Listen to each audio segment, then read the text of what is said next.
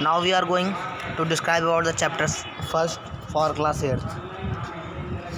In the chapter we have already studied about my struggle for an education. यानी कि जो author था आपका शिक्षा के लिए उसने कितना संघर्ष किया वो सारा इस चैप्टर में बताया गया था। अब उसके बाद मीनिंग्स भी मैंने आपको राइट करा दी थी और बात अब बारी थी बेटा क्वेश्चन एंड आंसर की। क्वेश्चन एंड आंसर में फर्स्ट क्वेश्चन आपके सामने लिखा हुआ है। क्वेश्चन नंबर फर्स्ट है why was the author's mother troubles with a great fear. Authors की माँ जो थी, लेखक की माँ, वो क्यों डर रही थी, क्यों घबराई हुई थी। इसका आंसर होगा बेटा the author's mother was troubled with a fear that he was starting out an wild goose chase. उसकी माँ जो थी वो इसलिए परेशान थी क्योंकि एक निरर्थक प्रयास करने जा रहा था। एक ऐसा निरर्थक प्रयास जो कभी पूरा होने वाला नहीं था, वो ऐसा लगता था उसको। क्यों? क्योंकि बड़े बड़े घरों के बच्चे जहाँ तक पहुँचने में उनके लिए संभव था, तो ये छोटा सा बच्चा अपने बल पर करेगा, वो कैसे करेगा। इसलिए इसको एक वाइल्ड गूस चेस कहा गया है। क्वेश्चन नंबर सेकंड है what was the single ambition of the author's and why. जो ऑथर्स का एक सिंबल एम्बिशन, एकमात्र उद्देश्य था, वो क्या था और क्यों था। The single ambitions of the authors was to go to Hampton normal and agricultural institute in Virginia because it seemed to him that it must be the greatest place on earth for him. उसका single ambition क्या था, वो था कि वो Hampton normal और agricultural institute में admission पाए। और वो इसलिए क्योंकि वो उसे लगता था कि इसने सुन रखा था कि ये यही जो था पृथ्वी पर सबसे अच्छा स्थान है उसके लिए। ठीक है बेटा, तो ये दोनों क्वेश्चन आंसर हो गए। आप वीडियो को रोक दें और उसको नोट कर सकते हैं, या फिर आप स्क्रीनशॉट लेना जानते हैं तो स्क्रीनशॉट लेकर कर लें। नेक्स्ट क्वेश्चन की तरफ मूव करते हैं बेटा। Next question is this what happened after reaching Richmond. Richmond पहुंचने के बाद क्या हुआ। तो after reaching Richmond the author was completely out of money. पूरी तरीके से पैसे से वो ख़त्म हो चुका था, उसके पास एक भी रुपए नहीं था। Then what did the author do in the registration room. Registration room में ऑथर ने क्या किया। He swept the registration room 3 times and went over 4 times with his dusting cloth to all the woodwork around the walls. उसने registration room को, जो हमारा संगीत कक्ष था, उसको 3 बार साफ़ किया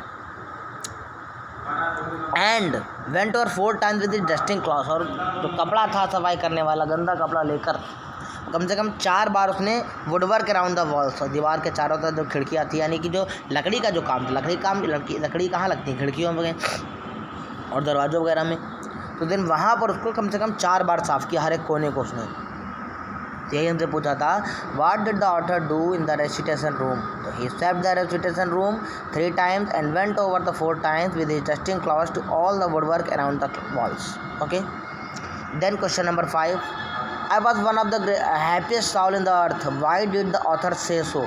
ऑथर ने ऐसा क्यों कहा कि he was the happiest soul in the earth. तो आंसर है हमारा he was one of the happiest souls on the earth. The author said so, author ने इसलिए कहा because he got the admission in the Hampton normal and agricultural institute of Virginia. ने उसे Hampton normal agriculture institute में admission मिल गया था विच ही dreams, जो उसने सपना देखा था। ओके बेटा, तो आप ये क्वेश्चंस को नोट कर सकते हैं अच्छे से वीडियो को रोक कर। उसके बाद नेक्स्ट है हमारा फिल इन द ब्लैंक्स। सारे फिल इन द ब्लैंक्स आपके फिल कर दिए मैंने, आपको नोट करना है केवल। In the fall of 1872 the author determined to make an effort to go there. At any rate the author got only a half hearted consent from her mother. उसकी माँ की तरफ से आधे मन से स्वीकृति मिली थी। Authors brother John helped him all around all that he could. Authors के भाई ने उसकी मदद की जितनी वो कर सकता था। The distance from माल्डन to Hampton is about 500 miles. Malden से हैम्पटन की जो दूरी थी वो कम से कम 500 मील थी। The author must have walk the street till after midnight. जो ऑथर था वो सड़कों पर आधी रात तक, जब तक रात नहीं होती तब तक वो चलता रहता था। The ship seem to be unloading a cargo of pig iron. जो शिप था वो क्या करता था, वो पिग आयरन को, पिघले हुए लोहे को उतारता था और लोड करता था। देन ये हमारे फिल इन द ब्लैंक्स हो गए। आप वीडियो को रोक कर इसको नोट कर सकते हैं। Then we are approaching on the next and this is the choose and write the correct answer. The author the author happen to overhear two miners talking about a great school for coloured people. किसके लिए बात कर रहे थे वो? Coloured people के लिए जो ग्रेट स्कूल था उसकी बात कर रहे थे वो। इतनी बात आई समझ में बेटा? आगे देखिए अब क्या है। The author had never heard any about and any kind of school और office, no building, no college. Author ने इसके पहले किसी भी स्कूल या बिल्डिंग के कॉलेज के बारे में नहीं सुना था। तो यहाँ पर कॉलेज फिल हो जाएगा आपका। And next is the author's mother was troubled with a grave fear. Author's mother जो थी वो चिंता में थी, वो डरी हुई थी। ओके, देन नेक्स्ट हमारा the distance from माल्डन to Hampton is about 500 miles. जो डिस्टेंस थी वो माल्डन से हैम्पटन के लिए थी, कितनी बेटा? 500 मील्स। कहाँ से? माल्डन टू हैम्पटन। यहाँ पर हम माल्डन फिल हो जाएगा। ओके, इतनी बात समझ में आ गई सबको? बेटा ये चीज़ देख लीजिए अच्छे से, समझ में आ गई सबको? ये सारी चीज़ें नोट कर दिए। चैप्टर रीडिंग भी मैंने करा दी थी, और ये जो है ये क्लास 8th के लिए है। आई बात समझ में? क्लास 8th के लिए। इतनी बात आई समझ में?